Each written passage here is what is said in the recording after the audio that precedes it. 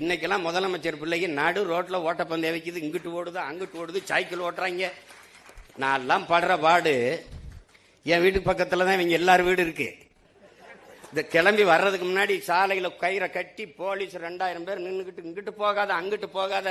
என்னைய பார்த்தோம் நான் ப்ளீஸ் என்ன செய்வான்னு தெரியலையே அப்படின்ட்டு, போய் தொலைங்கடா, என்னத்தே ஓட்டி தொலைங்கடா. கொடுமை. அப்போலாம் நான் தாத்தனை நினைச்சுப்பேன், இந்த பைத்தியக்கார மாதிரி உனக்கு வாழ தெரியல, என்னத்துக்கு இப்படி இருந்தா நீ கதர் சட்டை கட்டிக்கிட்டு சும்மா ஒரு கடைசி வரை சன்னியாசியா வந்து செத்து போனாப்ல. என்ன பண்றது சொல்லுங்க. இன்னும் ஒரு கட்சி தலைவருடைய, அவரை எதிர்த்து அரசியல் செஞ்சிருக்காரு, அந்த கட்சி தலைவரின் தோல்விக்கு வருந்துகிறார் பேரறிஞர் அண்ணா அவர்கள். இன்னைக்கு அடுத்தவர் தோல்விக்கு கைகட்டி சிரிக்கிறார்கள், ஏளனம் செய்கிறார்கள். அரசியல் மாண்பு இல்லாமல் போச்சு. 5 வருஷம் உன் எதிர்காலத்தை தீர்மானிக்கிற தலைவனை ஒண்ணுமே தெரியாம போட்டு வந்துடுற, ஓட்ட போட்டு வந்துடுற. என்ன இது? இதெல்லாம் அறிவு இருக்கிற மக்கள் செய்யற செய்யல, கற்றவர்கள் செய்யற செய்யல.